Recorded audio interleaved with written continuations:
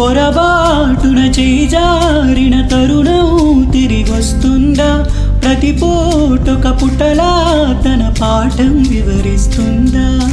మన కోసమే తనలో తను రగిలే రవి తపనంతా కనుమూసిన తరువాతని పెను చీకటి చెబుతుందా?